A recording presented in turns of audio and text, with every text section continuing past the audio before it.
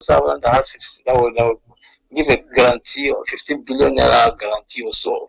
That is impossible. Okay, but I just link this with Adeyemi's case, the one at the Federal Secretariat.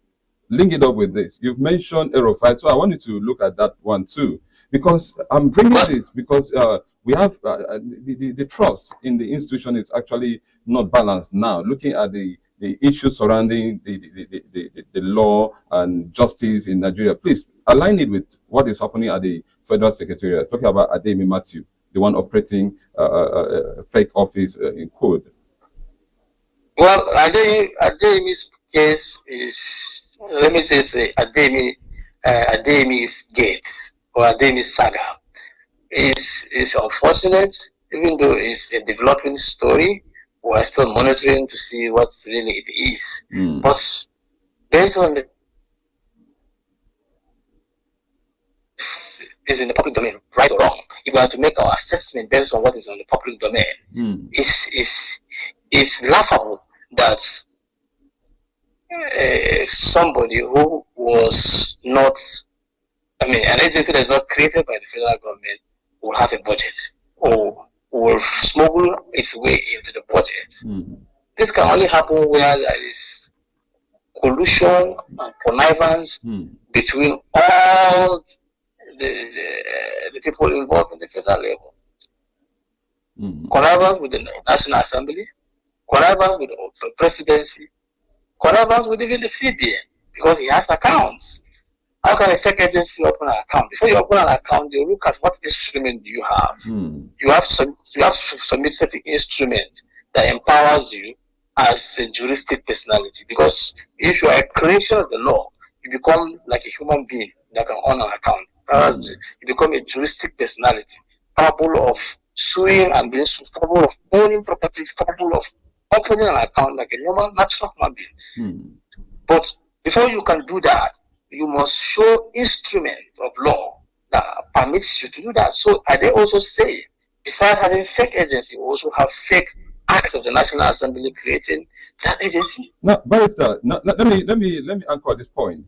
It doesn't mean that our law, the judiciary needs reforms. Are they weak? What are your points? Because you're expressing dissatisfaction in the way things are being carried. Please, just a word on this. Are they well, my view is not just the judiciary. Generally, in this country, we have institutional failures. Institutions are effective. We only have at times strong leaders. Like now, when like the FCT minister now is a very strong leader by disposition. That's why you can see he's doing well in the FCT. You understand? So, but we need institutions that are strong. Even if you are a weak leader, even if you are not a very strong leader, it will work. America is the biggest democracy in the world.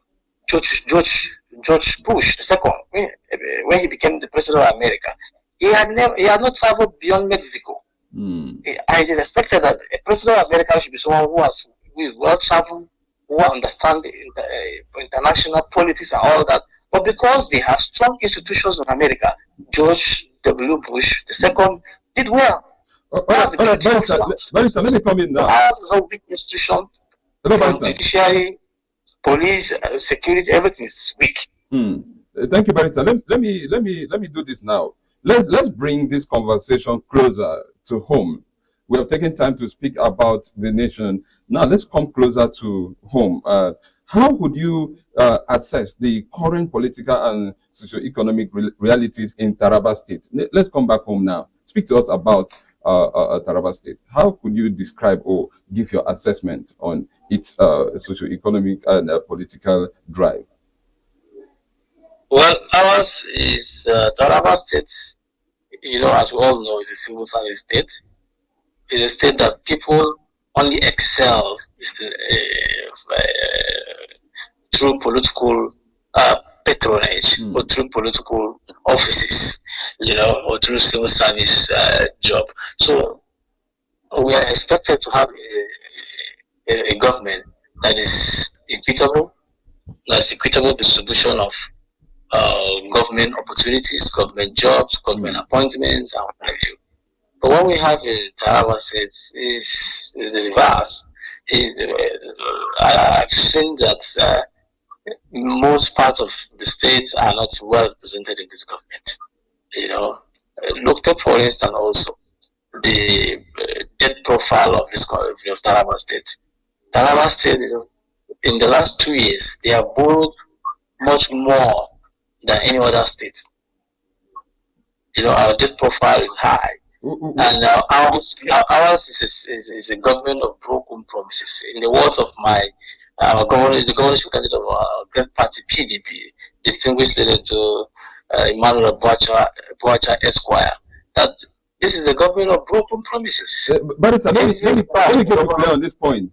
According to you, what you just mentioned, that we have the highest rate of debt, and that, do you have reference to where this has been clearly stated?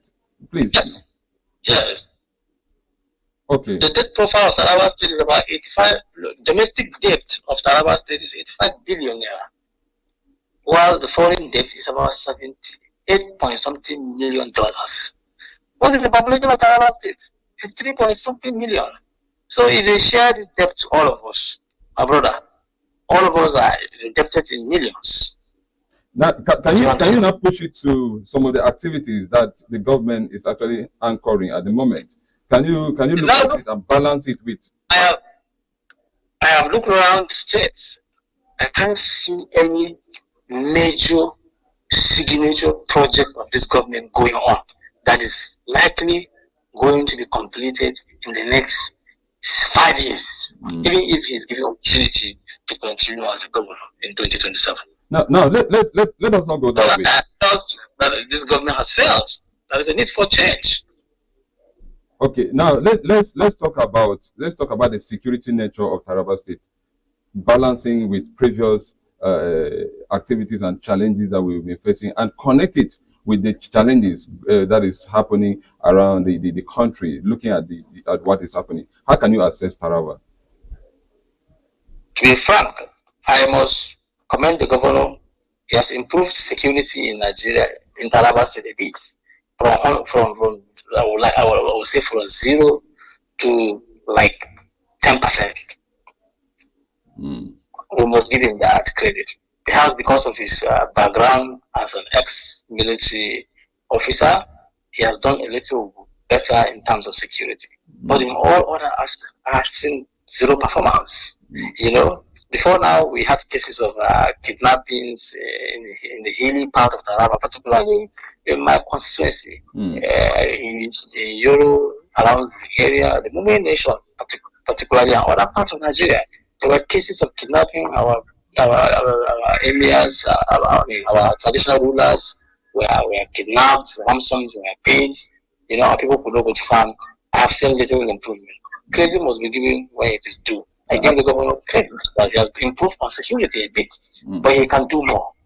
I pray the president will implement the case of the state security bill that is in the National Assembly will become a reality. It will not be like that of local government autonomy that we have judgment that has not been enforced, which this underscores the failure of rule of law. How can the Supreme Court give judgment for local government autonomy and then the judgment of the Supreme Court has not been enforced? The Constitution says every person, every institution has the duty to enforce judgment of the courts. Till date, that Supreme Court judgment has not been enforced. All right, Barrister, let me still come in again. Time is not on our side. I should have asked you also to speak about the free education, but you know that one is known already, and we don't need to push much on that. Let's go straight to your ambition now. We've taken time to speak about the nation. We've come down to the state. I want you to. Yes. I want us to look at you now. You, Barrister Genesis Emmanuel Bandodo, looking at your expression and ambition to serve in the Taraba State House of Assembly. Please, what informed your decision to seek elected office at this point in year of career? As you know, I'm a lawyer, Lagos-based, who has been in active practice for more than 10 years now. And I give God the glory because I had a very thriving legal career in Lagos. But when I look back, I felt we have had more than 20 years of unproductive representation in the House of Assembly or in Taraba State. 20 years of unproductive representation. Our people deserve a legislator who understands his primary duty, which is representing his people, ensuring that the interest of his people is canvassed in the flow of the House and is pushed in the offices of government, in every aspect of governance. You push the interest of your people. That is the duty of a legislator. Oversight, and you lobby for projects. What has this? We've had in the last 20 years. There is no capital project that has been cited in my local government. And this I just spoke about 80. Our debt profile about 80 billion in Nigeria, domestic debt. Because we are operating a joint account, my local government contributes in the payment of these debts. However, we don't get commercial projects in our local government or in my constituency. So I felt that it's poor representation. And when we talk about oversight, because the job of a legislator is representation, oversight, and lobbying for projects. In terms of oversight, we have had cases where agencies were created, like Youth Agency of Taraba State. There is nobody from my constituency that is in that agency. And the moment people occupies the major, we are predominantly found in Taraba State. We are predominantly found in about 7 local governments. You create a youth agency. Barrister, are you speaking? Barrister, let me come in. Are you speaking this as someone that have interest for the good of your people, or you've heard this from youth leaders? Because I know in Taraba State we have youth leaders from your local government that have been actively participating in a lot of activities around the state. Now, where are your projections coming from? Is it from you as a legislator or from your youth leaders? Please be specific about this. I am just giving you an example of what has happened in a particular agency. That an agency was created in this state where an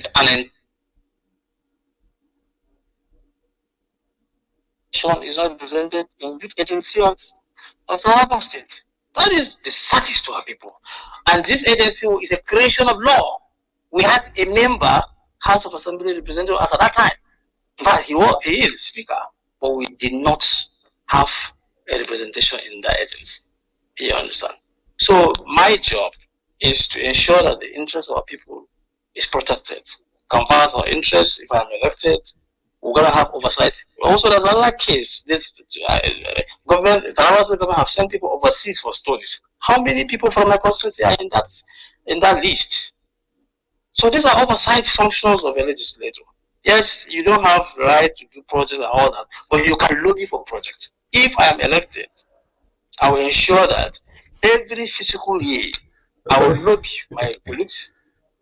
I will ensure that at least $1 billion. I need to come in here because there's actually a program for you on Kwara Television where you can come and express your manifesto and tell people what you need to do. What we are just examining, what we are looking at is the state of the nation and your ambition. Your promises will be kept, and I want to say this: you are a young, vibrant youth leader, and I believe that you can actually do well. But for your manifesto, we'll actually make sure that we create time for you on democracy decks, where you can come to speak to your people about what you'll be bringing to the table. But time is not on our side. But before we go, I would like you to drop your last line because we have a lot of people listening to you right now, your friends and your fans. Please speak to them. What are your advice or what words do you have for them?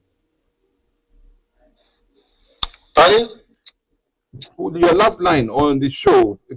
What are your words? What are your words of advice to your followers? What do you have to tell? Okay, my word of advice to my followers is that the greatest gift I can give my people is quality representation that attracts sustainable development, that lobby for projects, not temporary handout, not 10,000 naira that will quickly end. But I will lobby for good roads, good schools, good hospitals that will transform lives for generations. So I call on them to join me to end this years of unproductive representation. We can do this. Other people have done it before. Let's end representation of 10,000 naira handouts. Let's bring about representation that will attract projects, capital projects in our constituency. Thank you very much. All right, thank you so much, Barrister Genesis Emmanuel Bandodo, for your time on the show. Trust me, we'll still be calling you any other time to see what we can bring to our people. All right, we'll go on a break. We'll come back. We'll be listening to MC Last B with the entertainment news. Stay with us, don't go away.